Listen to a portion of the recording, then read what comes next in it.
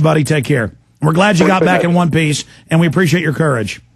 Thanks, Alex. Speak to you soon. You bet. Take care. Okay. Peter just hung up from Iraq. I knew I had to go quickly. Peter in Iraq, call right back in. See, that's why I needed to get Skelton off so I could go to Peter in Iraq. I said I wanted troops to call about are they being told to register their guns? Are they being told they got to tell the government what guns they have back at home? 1-800-259-9231. One line open. Peter, call back. 1-800-259-9231. Callers, I want to get Peter or others back online, so hurry when I go to you. Joe in California, do you have inside knowledge on this being more widespread than just at Fort Campbell, Kentucky? Yes, hello, Alex? Yes, go ahead, Joe. Hey, sorry. Hi, Alex. My name's Joe. I'm from California, and I was formerly a unit armor at Fort Campbell, Kentucky. I'm not sure if you know, I'm sure most of your leaders know the hierarchy in the Army, and not that I want to take away from this, but I think it should be viewed in its proper perspective. One, military members are basically non-citizens. They've given up their rights under the Bill of Rights, and they've basically gone under admiralty law or martial law. And by being all right, let me stop you. That's not, let me stop you. Let me stop you. That's not entirely true, and I do know. They can't make troops take experimental vaccines. They can't order troops to rape children. They can't order troops to march in and be nerve gas in a test, which they've done.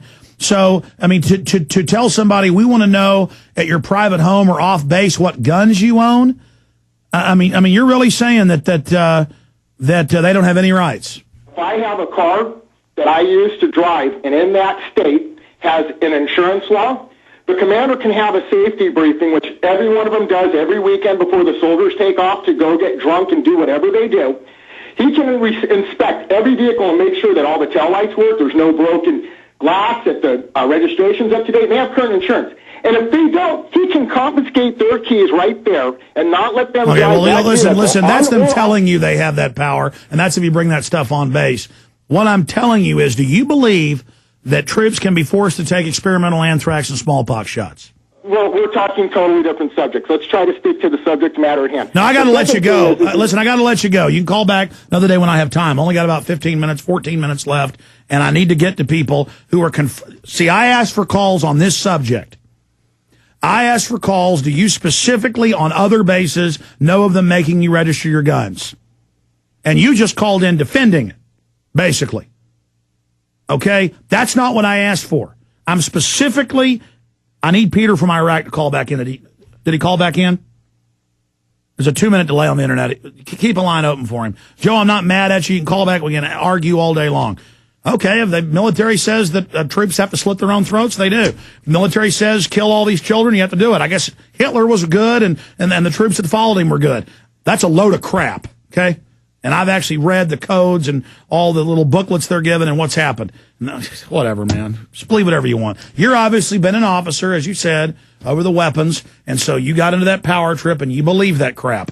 You go ahead and believe it. Just don't come after my guns. I don't care if your boss says you're allowed to take them. Just don't try. I'm not saying that's what you're saying, but that's where that can lead. Peter in Iraq is back. Okay, Peter, go ahead. He's got a delay. Peter in Iraq. Go. Yeah, Peter in Iraq. Go ahead.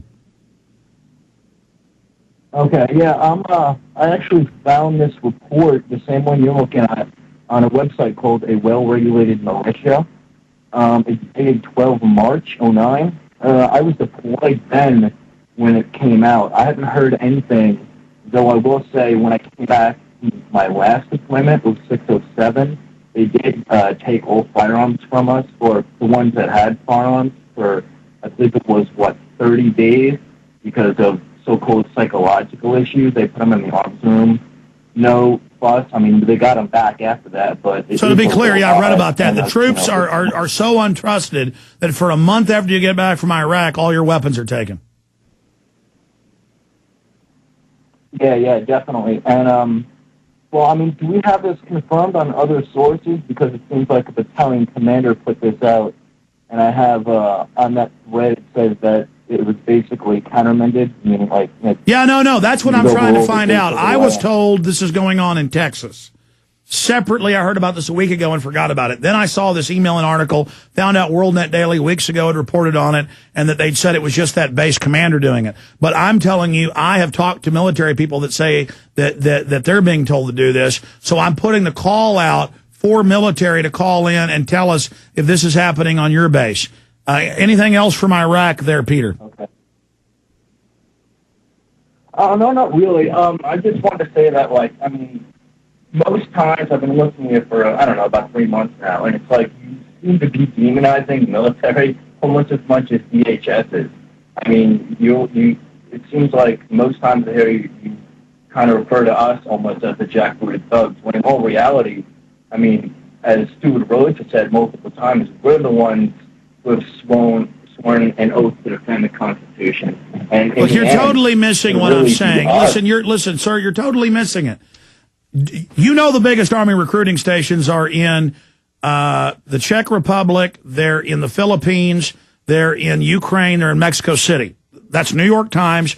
Biggest recruiting stations are outside the U.S. It's wrong to be turning our military into foreigners. I'm against that. Not against the military. I'm against that. I am against the military training to take on the American people, and I've been to the drills. I've witnessed it. Northcom's announcing they're going to occupy the U.S. And I've had former JAG generals on saying it's unconstitutional and wrong.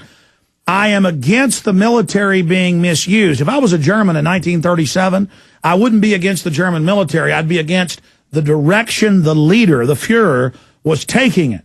So I'm pointing out that they're trying to cut the military's benefits, and I defended that not happening. I'm pointing out that they do tests on the military. I'm saying the brass and the higher-ups, like last hour, I had John Perkins, worked for the NSA, taking over third world countries. He'd go get orders from his generals about, you tell this person, do what we say, or we're going to kill him. I'm saying our government doesn't work for us anymore. Do you understand how that's separate from you, Peter? No, I totally understand that, and I woke up my last deployment because I'm like, wow, doing this stuff here, they don't have the Constitution, but if I ever, even as a cop, I had to do what we're doing in the States, it would violate half the damn amendments in the Constitution. Yeah, stay there, Peter. I'm going to come back and let you finish up on the other side. We appreciate your call. Stay with us. We're going to come right back. Stay with us.